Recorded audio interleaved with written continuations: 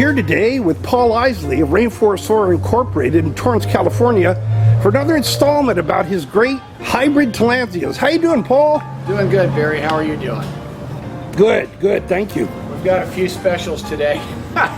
My name's just fell on the floor here.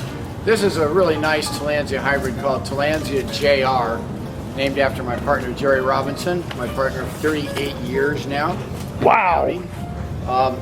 It's a hybrid of Stricta and Gemina Flora, and it develops a beautiful salmon-colored inflorescence because you know how Gemina Flora is more of an orangey color combined with the red of Stricta. So you get this beautiful salmon. It's branched, it's large.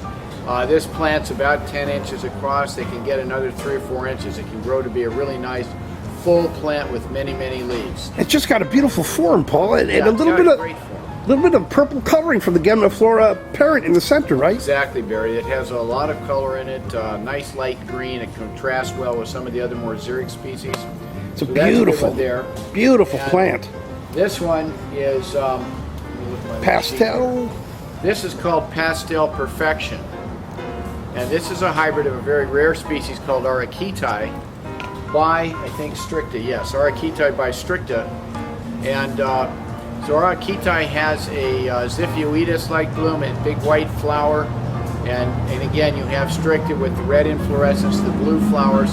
So it makes a really nice large flower because it has the hybrid vigor, and it gets much larger than either parent. This actually can almost double its size. Wow. And again, beautiful form. Look at it, just for the form, Yeah, it's so just lovely. graceful, isn't it?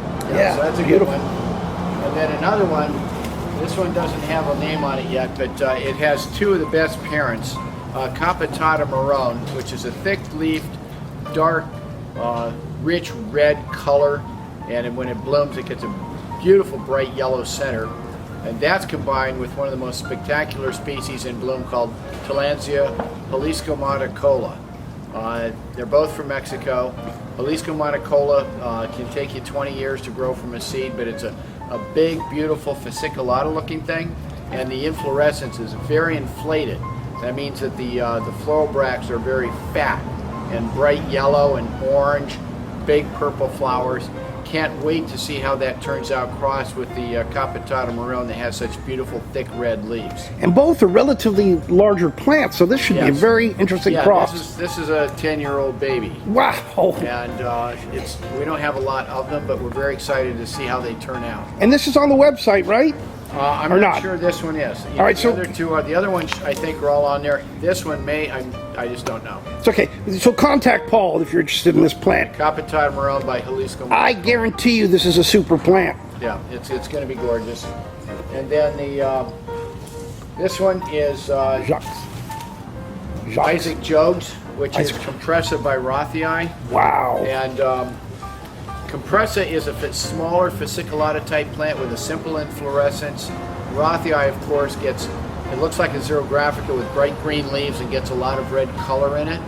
And again, this is a beautiful seedling that's 10 or 12 years old. It probably will grow to be 50, 60 centimeters, a couple of feet in diameter, with a beautiful, gorgeous, brightly colored inflorescence that lasts for months. Two marvelous parents. You know, Paul, I knew Jack Roth. He Yeah. was a friend of my friend Frenchie, my Vermilion mentor. Delgado. Frenchie Delgado. But the Rothii is such a statuesque plant. It's really kind of royal looking. Yeah, So it's a gorgeous plant. Maybe next time we do a video I can pull. We have one clump that, the Wow. plant gets to be about this big. It's Wow. it's killer. And Jack, back in the 70s, he lived in Hollywood. Yeah. And he found this plant in Mexico. And it's interesting because his last name was Roth, R-O-T-H, which is a German name. So had he been German and discovered that, then the name would have been pronounced Roth.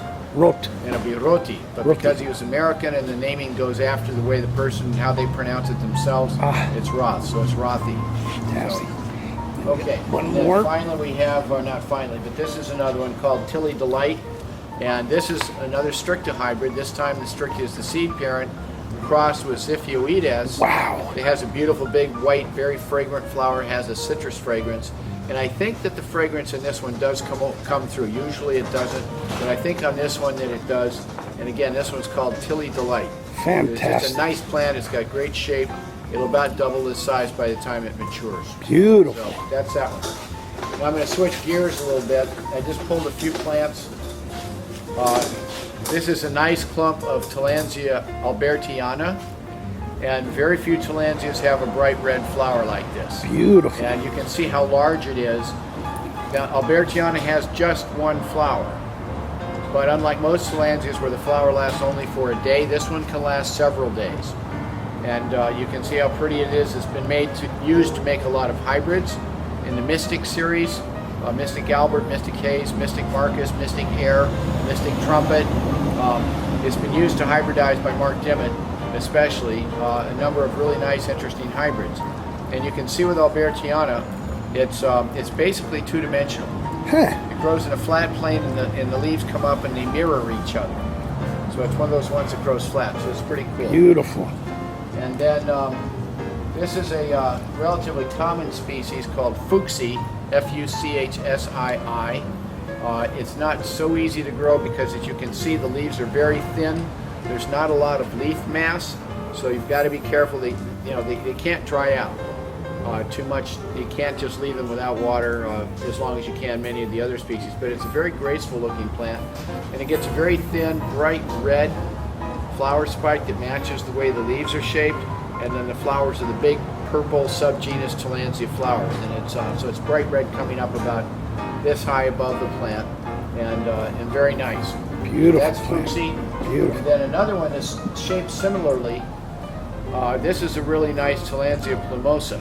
Ooh. And as you can see, it's pretty large. It's one of the largest plumosas I've ever seen. And it's just so fun to watch these guys just grow over time, and they just get bigger and more full, and great shape to this one. Great plumosa. And then we have, where did the Magnusiana go? Isn't it right in the corner there? No? It must have fallen off. I had I'm sorry. Tillandsia Magnusiana here somewhere. This is a hybrid of Magnusiana, and there might be another one hanging over there, Barry. This is another one that's a hybrid of Ianantha, which is a common species, with Magnusiana.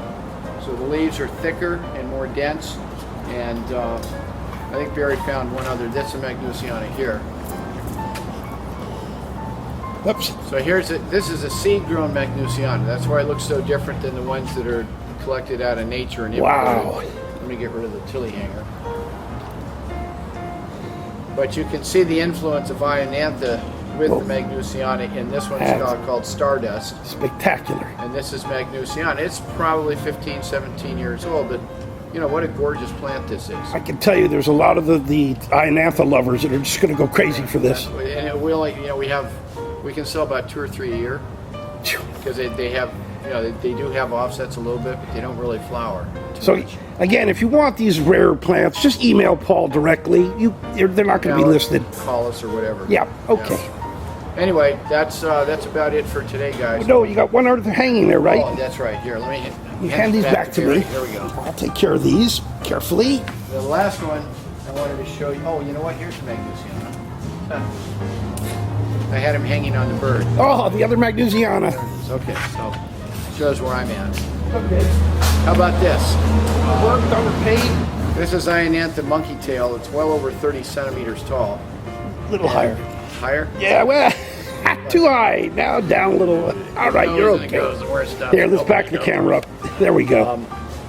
What is this? This is a form of Ianantha that just grows and grows and never flowers, and it just keeps going and going. And we've had this one for a few years, and we have about 8 or 10 plants right now. So I want one. Going to get 2 of them in Japan. And wow. We don't have a lot of these available, but what a cool looking Ianantha. It's the best. It's one of the best ones I've ever seen. Yeah. Well, that's it's great. A lot like the Jewel Superior, the Ianantha bulbosa hybrid, or bulbosa Ianantha hybrid that has the same kind of shape and just grows and grows and grows. And Paul, do me a favor. Tell us about your sale coming up Saturday. What's happening here at the facility at the nursery? We're having a 20% off sale this weekend, and we'll be here if you're anywhere in the Southern California area. One of these days we'll get to the point where we can have a sale on the website, but there's so much to do. Yeah. There's so much to do. All right. Well, thank you, Paul. All right. Thank you, Barry. Thanks, everybody. See you guys next time. Bye-bye.